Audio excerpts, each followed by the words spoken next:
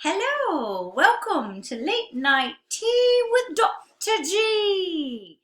Tonight we're going to be talking about part 1 and learning instrument approach procedures, and we'll also be using our pilot controller glossary. So go get yourself a cup of tea. I have made myself hot water and I added cinnamon, purple dead nettle, which is from just the yard. They're weeds, but they're good for you, and cinnamon and lime juice. Oh, and fresh ginger. So make yourself a cup of tea or hot cocoa. Get settled in, get cozy. Got my fireplace going, got my blanket on. And let's just get started on this journey. So I want us to start in the back of the pilot controller glossary. And I want us to look up IMC. I want to talk about IFR versus VFR and then IMC versus VMC. So go to your pilot controller glossary in the back and let's look up instrument meteorological conditions.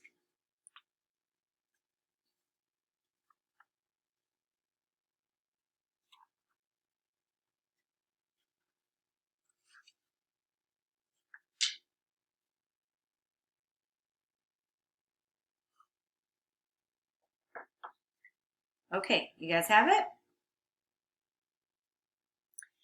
IMC stands for Instrument Meteorological Conditions, and it says meteorological conditions expressed in terms of visibility, distance from cloud, and ceiling less than the minima, which just means minimums, specified for visual meteorological conditions. So, when you are in, and there's set minimums for this that you can look up in your AIM, but when you are in conditions called instrument meteorological conditions, when you are in IMC, which is the weather itself, you have to follow what's called IFR, which are instrument flight rules. It's a whole set of regulations under Part 91. And in order to fly in IFR, you have to have training on your instruments. You have to make sure you know how to fly with your aircraft instrumentation. You know how to scan the various instruments, attitude indicator, altitude, airspeed, all your different instruments, right? And you have to trust them. So it does take training. And so that training comes through what we call our instrument rating. And when you're instrument rated, you can fly in IMC. So IMC and IFR are kind of interchangeable. When you're in IMC, you fly IFR. And then the opposite is true for visual. When you're in visual meteorological conditions, that means you can basically look outside the aircraft and you have visual reference. You don't have to rely solely on your aircraft instrumentation. So like, let's say you're flying around campus, you can see the baseball field, you can see the silos, you can see the interstates, right? You can look down and have visual references. So you can do that as a student pilot or a private pilot. You have to fly VFR when you do not have your instrument rating. So when you are in VMC, you fly VFR.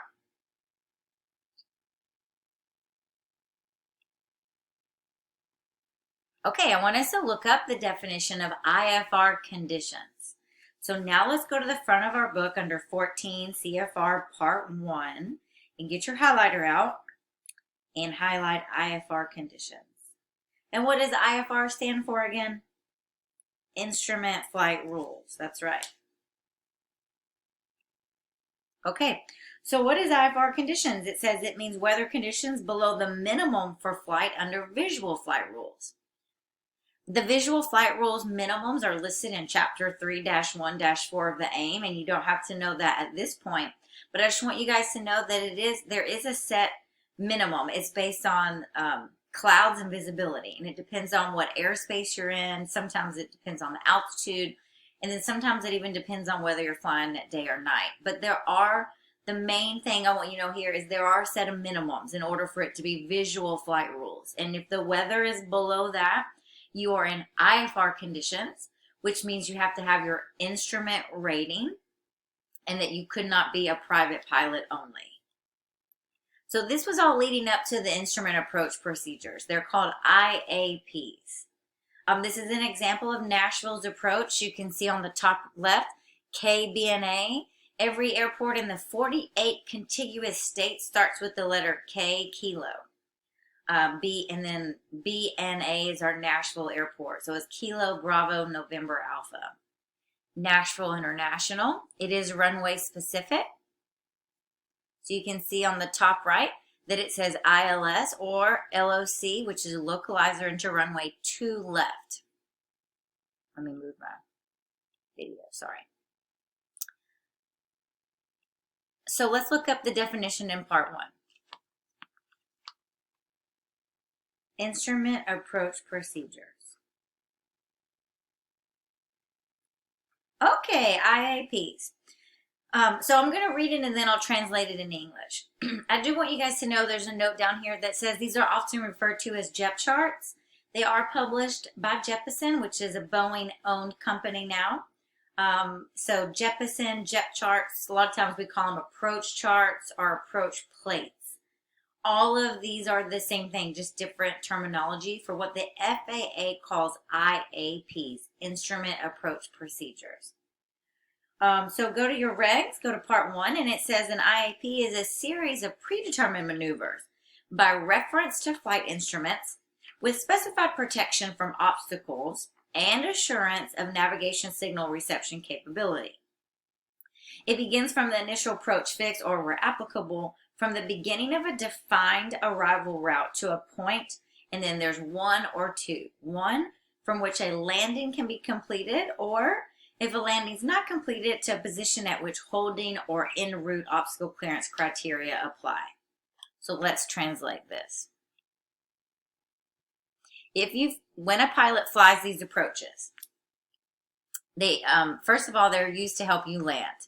They're not used for takeoff and they're not used en route. They're used to help you land, and they help you land on a specific runway. They were designed for IFR. So they are designed in a way that if you follow these procedures, that you will not have to see outside at all. So let's say the clouds are really low, we have a really low ceiling, poor visibility, fog. We can follow these procedures and be able to safely land on the runway if executed properly. So one thing, look back in your book, and it said it's a series of predetermined maneuvers. Well, that's exactly what it means. It's just like this, guys. This is published. It's predetermined. It says predetermined maneuvers by reference to flight instruments. So in order to shoot an approach, we call it, like this one's an ILS, you have to follow the instrumentation in your cockpit. And you will learn how to do that when you work on your instrument rating.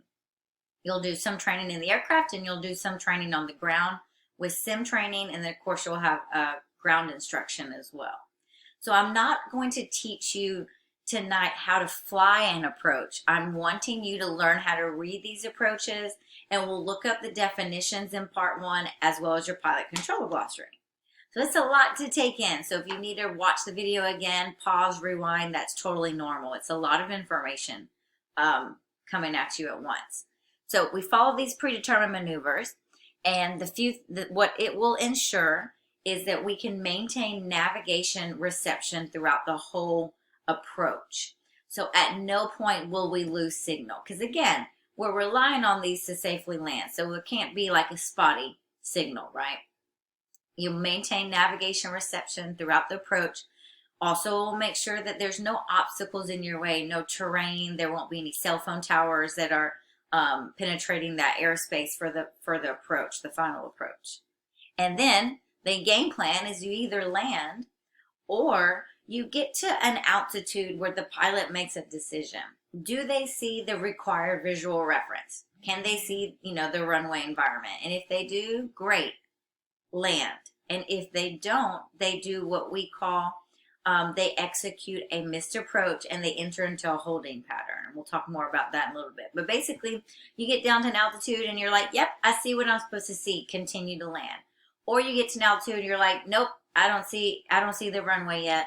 So I'm actually going to get out of the way. And there are procedures for that so that not everyone's doing something different. It'll actually tell you exactly what to do. Climb to this altitude, turn left, this radial, this point, and then hold. And by holding, it basically means what we call fly the racetrack, which is an example right here. And you continue to hold over that location until ATC lets you enter enter the pattern and try again, right? They have to make sure there's adequate spacing.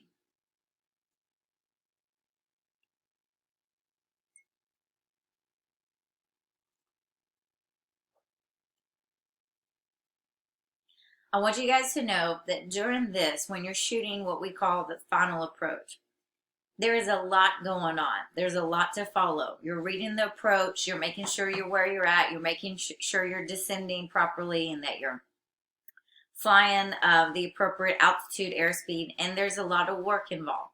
So this is one of the phases of flight that we say we have to adhere to the sterile cockpit rule. Okay, so what does the word sterile mean? Sterile means clean, right? So sterile cockpit rule means that it is free of distractions. It is clean of distractions. The sterile cockpit rule, guys, applies when you're flying below 10,000 feet MSL, unless you're cruising below 10,000 feet. And it applies during taxi, takeoff, approach, and landing. These are called critical phases of flight. During critical phases of flight, we are not supposed to talk about anything that's not related to the operation of the flight. And we are not supposed to do anything that's not related to the operation of flight. So that's what it means by sterile cockpit. Sterile cockpit is in place to make sure that we aren't distracted, that we are focused on our task at hand, and that we're flying the aircraft. Oops, sorry. Okay, so let's look at the chart. Okay, so far, how do you feel about the basics of what an instrument approach is? You use your instruments, you fly the approach that helps you land to a specific runway. It's going to make sure you have nav reception the whole time and that you have obstacle clearance.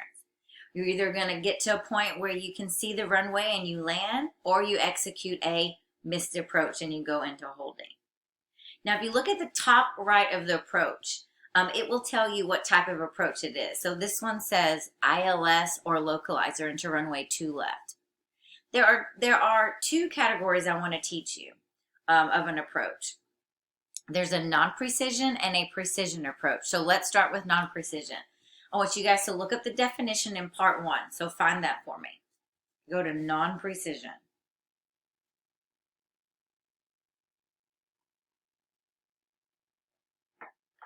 And just by looking at the words, guys, you've got non-precision, you've got precision. Which one sounds like it would be more precise? It's not a trick question. Precision, right? So precision is going to be more precise, and it will give you exact alignment to the runway. Non-precision, the definition says, it is a standard instrument approach procedure, which is an IAP. And it says in which no electronic glide slope is provided. An electronic glide slope, guys, there's a glide slope is going to provide it. It's going to be an antenna at the end of the runway, and it's going to send out a signal, and you're going to tune into it into your aircraft. And the glide slope is going to provide vertical guidance. It's going to help you with your glide path. It's going to make sure that you descend at the appropriate path for your approach. A non-precision does not have that component. A non-precision approach only provides lateral guidance, which means side to side or horizontal. So a non-precision approach, guys, what could happen is you could shoot the approach, and it's going to make sure you're not off to the left or the right of the runway. But what could happen is you could get down to the place where you're supposed to land, and you could be too high. And then, of course, worst case scenario, you could be too low, right? Because it doesn't provide that vertical guidance. It only gives you lateral, side-to-side guidance. Some examples of a non-precision. If you looked on the top right of an approach and you saw the letters NDB, that is a non-precision approach. And I want you guys to know what these stand for as well as know how they operate. So let's go to your AIM, which is your Aeronautical Information Manual, and let's go to Chapter 1, because Chapter 1 covers navigation. So let's go and look up NDB. So let's take a little rabbit trail. And let's go to Chapter 1-1-2, and let's look at paragraph Alpha A. So first of all, NDB stands for Non-Directional Radio Beacon. A says it is a low or medium frequency radio beacon that transmits non-directional signals, because remember, this is non-precision. Non-directional signals whereby the pilot of an aircraft properly equipped can determine the bearings and home on the station. Okay, basics of ground-based navigation. There is a transmitter on the ground and a receiver in your airplane. The transmitter transmits a signal. You tune into the right frequency, and then your aircraft receives that signal, and it will tell you whether you're flying to that. And depends on the equipment, like whether it's NDB or VOR. But an NDB is non-directional, so you tune into it and you just fly to that NDB, one direction, one bearing. When you guys go to paragraph Delta, this is, by the way, this is very old technology from the 50s, and they are being phased out. You will not even practice this in our program, but you might actually see it in the industry. Who knows, if you end up shooting an NDB approach. And also, there are still lots of FAA test questions on this, so that's why I'm still teaching you this. So I want you to go to paragraph Delta, and it says radio beacons are are subject to disturbances that may result in erroneous bearing information. What does the word erroneous mean? It means incorrect, right? Inaccurate. It says such disturbances result from such factors as lightning, precipitation, static, etc. And at night, radio beacons are vulnerable to interference from distant stations. So this was great technology when it came out, guys, in the 1950s, but we've made some great advances since then, right? So this does provide guidance. It will get you to your runway, but it's non-directional. It's a radio beacon that sends a signal in one direction. If you're flying at night near another station, lightning or static, it might actually give you incorrect information, erroneous information. Going to that next column, guys, I want you to look at a VOR. There's also VOR approaches. So you would look on the top right of an approach, and it might say VOR. A VOR stands for very high frequency. So the V is actually an acronym embedded in an acronym. So it's very high frequency, omnidirectional range. Omnidirectional means all directions. Think of like God is omniscient. That means all powerful. So omnidirectional means all directions. So I want you guys to look under paragraph A under chapter 1-1-3. And it says VORs operate within the 108 to 117.95 megahertz frequency band and have a power output necessary to provide coverage within their assigned operational service volume. They are subject to line of sight restrictions, and the range varies proportionally to the altitude of the receiving equipment. Translation: the VOR is on the ground and it sends a signal in all directions. So we've got our compass, which is 360 degrees. So it sends a signal out 360 degrees. You either fly to the VOR or you can fly from it. And there's an instrument in the cockpit, and there's indications that let you know whether you're on course with it. Now, if you fly too high or too low, the VOR, you won't be able to pick up the signal. Or if you get too far away. So there is a service volume and a service range. I want you guys to turn, and I want you to go. I'm going to ask you to know the high altitude VORs. And so we're on table 1-1 on page 577. And I want you guys to look at a high altitude VOR. And I want you to look at the last part. And so it says from 18,000 feet AGL, AGL stands for above ground level, up to and including 45,000 feet AGL, which is flight level 450. It says the radial distances go out 130 nautical miles. NM is nautical miles. So here's what this means. Let's say this is our VOR on the ground, and it's a high altitude VOR. That means it starts at flight level 180 and goes up to flight level 450.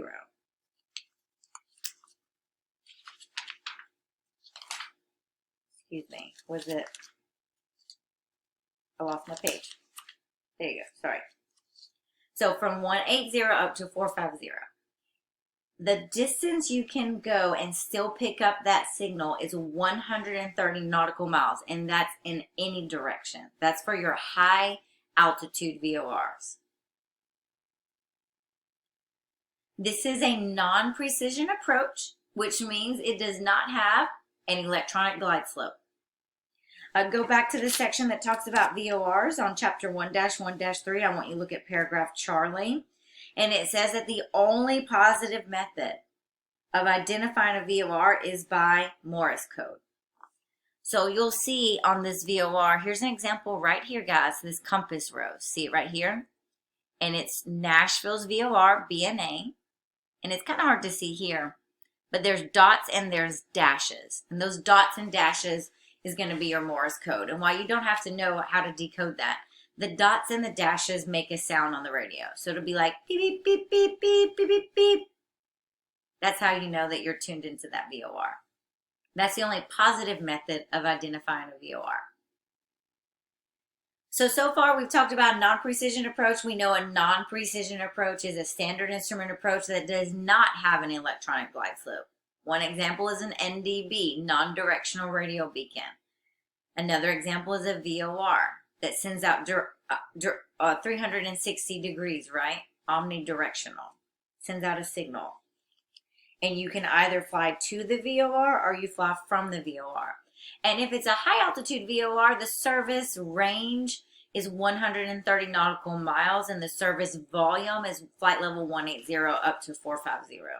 They also have a picture of that service volume that might be better for you to see. And it's on page 578. If you want to take a look at that real quick. Go ahead, take a look.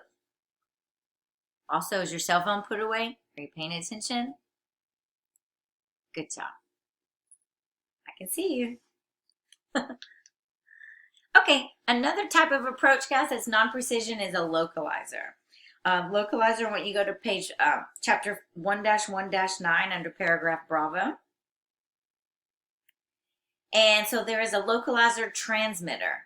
There's a localizer antenna that sends out a signal, right? We tune into it to our aircraft and we fly the approach. And the localizer gives us lateral guidance.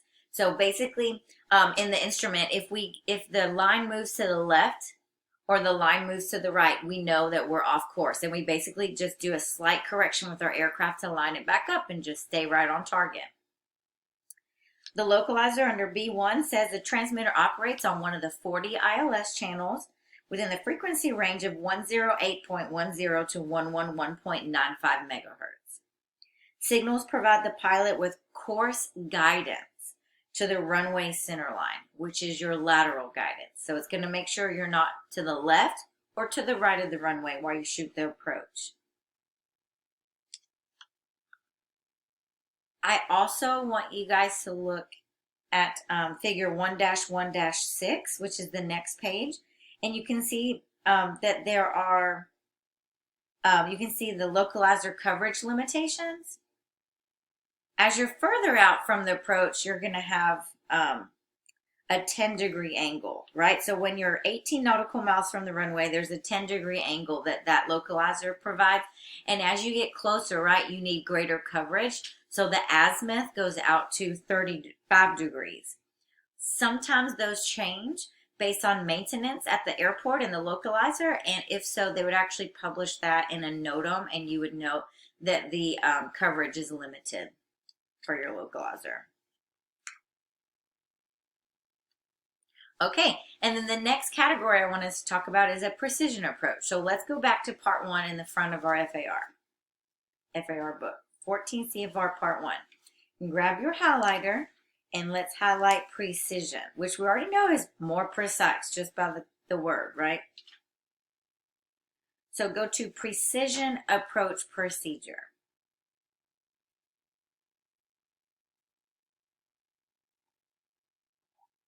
A precision approach procedure means a standard instrument approach procedure in which an electronic glide slope is provided, such as an instrument landing system and a precision approach radar.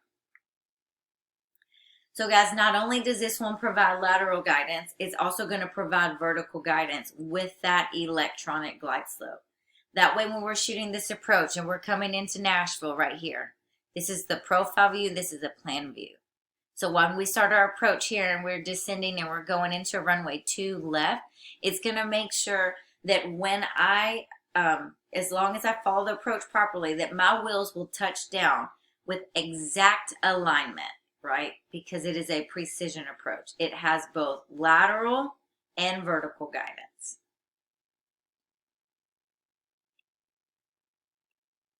Okay, let's break down the ILS system. So the ILS system, guys, first ILS stands for Instrument Landing System, and we need to go to Chapter 1 in the AIM to look this up. So go to Chapter 1-1-9. Instrument Landing System, Paragraph A. It says the ILS is designed to provide an approach path for exact alignment. I want you guys to highlight the word exact. Exact alignment and descent of an aircraft on final approach to a runway. So final approach is you're coming straight in, you're lined up for the runway. Number 2 says the ground equipment consists of 2 highly directional transmitting systems. And along the approach, there are 3 or fewer marker beacons. And the directional transmitters are known as the localizer and the glide slope transmitter. Number 3 says the system is divided into 3 parts, and that's what I want us to go over. So let's talk about the localizer and the glide slope. So the first part is the guidance that we'll talk about. The second one, and so we've got slides for each of these. The second one is your range information, which is your distance. And the third is your visual information. I do have a little way to remember this here that one of my buddies taught me, and it's the word glam, like glamorous. These are the ground components of an instrument landing system. Glide slope, localizer, all the airport lighting systems, whatever they have, and M is for marker beacons.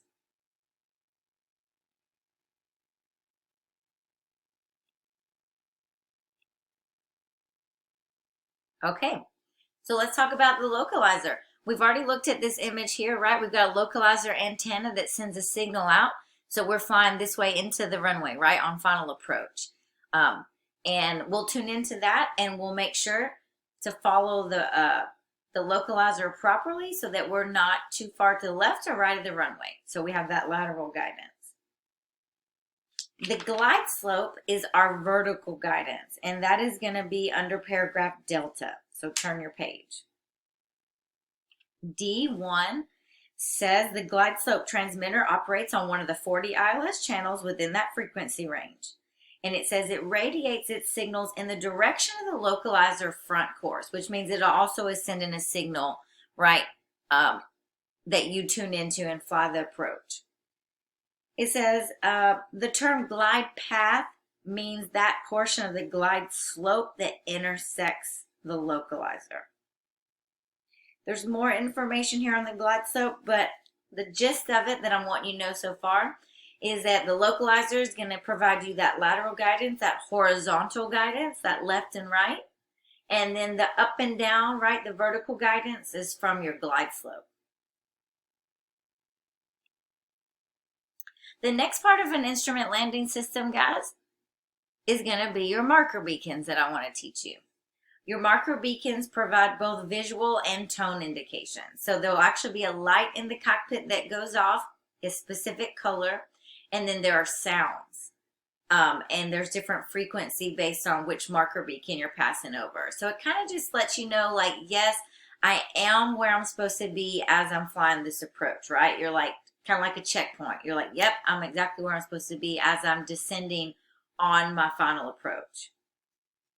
Your marker beacons is under paragraph F, and I want you guys to know what each marker beacon represents, the color that will illuminate, and I'll click on this in a minute, and if it works, we should be able to hear what it would sound like.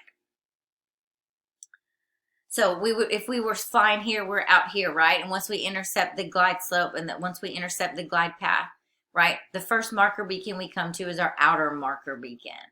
Outer marker is going to be blue. And if you look under FA, It says the OM, which is the outer marker, normally indicates a position at which an aircraft at the appropriate altitude on the localizer course will intercept the ILS glide path. All right, great. Then as we continue our descent on approach, the next marker beacon that we come to will be our middle marker beacon, MM, which that color will be amber. It says the middle marker indicates a position approximately 3,500 feet from the landing threshold. And it's 200 feet above the touchdown zone elevation. So you're 3,500 feet above and you're 200 feet away. That's where you're approximately at for your middle marker. And then the pitch that you hear as you get closer, it gets faster and higher pitch. And then not every airport has an inner marker. These are only if it's approved for Category 2 ILS, which your Category 1, 2, and 3 ILS minimums are on the next page under paragraph I. You want to look at those. But if there is an inner marker, the light that illuminates in the cockpit will be white, and it'll be faster pitch, and it'll be faster and higher pitch. And the inner marker says it indicates a position at which you'll be at your decision height. And I'll teach you what that is in just a minute. But it's the height where the pilot makes a decision. Do they land or do they execute a missed approach? So we're coming in here. We've got our outer marker, middle marker, inner marker, and then we decide, do we see what we're supposed to see and land, or do we execute a missed approach? I'll never forget one of my students told me that he was flying with his then girlfriend, and they were flying a Nashville approach into Nashville ILS, and you know the light started blinking and the sound started going off. And he made it sound like to his girlfriend that he didn't know what was going on. And it was like a total joke that he was playing, but I couldn't believe he did that to her. And apparently she thought it was funny, and she still stayed with them. They're married. So I just think that's crazy, but also pretty funny. So just know that that is normal. This is supposed to be happening, right? So let's see. I really like this website. It's pretty easy to follow, so you might want to take a look at it later.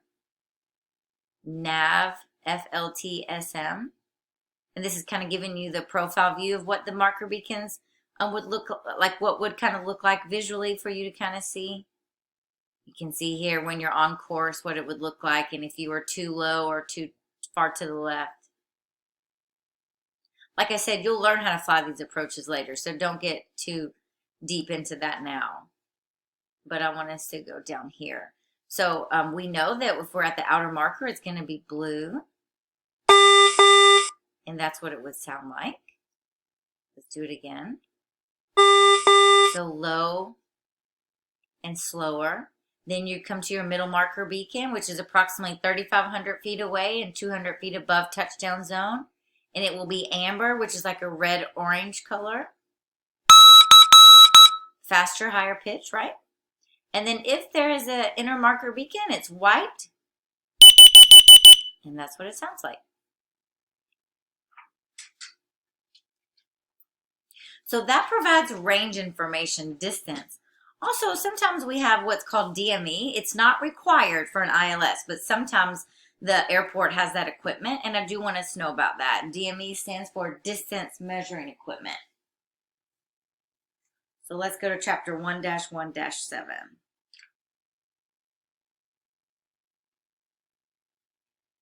Distance measuring equipment, guys, is just like it sounds. It does not give you bearing information. It doesn't give you directional information. It just gives you distance. So DME says A, in the operation of DME, paired pulses at a specific spacing are sent out from the aircraft. This is called interrogation, and are received at a ground station. The ground station, which is the transponder, then transmits paired pulses back to the aircraft at the same pulse spacing, but on a different frequency. The time it takes for that round trip for that signal exchange is measured in the airborne DME unit, and it's translated into distance from the aircraft to the ground station. So basically, your airplane sends a signal down to the DME. The DME sends a signal back, and the time it takes for that round trip lets you know how far away you are from that equipment. It just gives you distance in nautical miles. And that sometimes can give you distance information on an ILS, but it is not required. The marker beacons are. So far we've talked about the glide slope, the localizer, the marker beacons, and now we're at the last part, which is the visual information, which is any type of airport lighting they have. And it is different for each airport. There's approach lights, there's runway lights, touchdown zone, centerline lights. This is an example of approach lighting system. And then this website here is actually great for learning more about airport lighting. So you can go to boldmethod.com. And I really liked it. That's where I got his picture from. And it talks all about the differences, runway, threshold markings, threshold lights, runway end identifier lights, which are reals, VASIs, which is visual approach slope indicator. So I do want to talk about these for a minute, VASIs, and we know our least favorite color in aviation is red. So every type of airport lighting configuration can be a little different. But if there are more red than white, that's worst case scenario. That's worse because, red indicates an issue. So that means you're too low on the approach. And if there's like more whites than there are reds, then you're going to be too high, which is better, right? All red, you're dead. That's how we remember that. All white, you're all right. You're all right. You might be too high. You might have to execute a miss, but you're good. And then there's different combinations of those also. So you can take a look at this website if you'd like later. But I want you to know some of the basics for the lighting systems. So I want you to know what reals are, R-E-I-L. I want you to know what rails are, R-A-I-L. I want you to know ALS. So look all these up later, approach lighting system. I want you to know touchdown zone lights, TDZ, CLs or centerline lights. I want you to know what PAPIs are and precision approach path indicators. And I want you to know VASIs, visual approach slope indicators. And all of these can be found in part 1 under your abbreviations, and it's also in your pilot controller glossary. To learn about these lights, though, it is in chapter 2 of your AIM.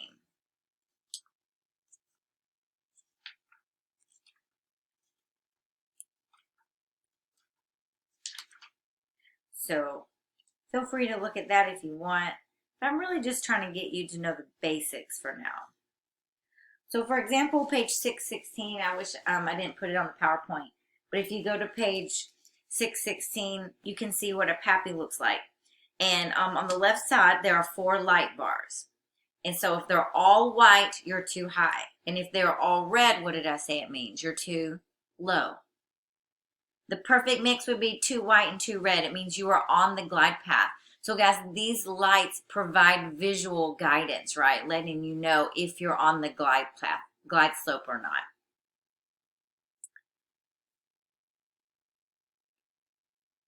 Okay, so let's review the ones I want you to look up again. I want you to know reals, R-E-I-L, rails, R-A-I-L. Did I just say the same thing? Yeah, reals and rails. Approach lighting systems, ALS, touchdown zone lights, TDZs, CLs, centerline lights, VASIs, PAPIs. Those are at minimum what I want you to know. Let's see if anything else. We'll also want you to know MALSR, which is medium intensity approach lighting systems, and it has runway alignment indicator lights in it. Those are probably the most common ones I would want you to know. And I want you to know HIRLs, high intensity runway lighting.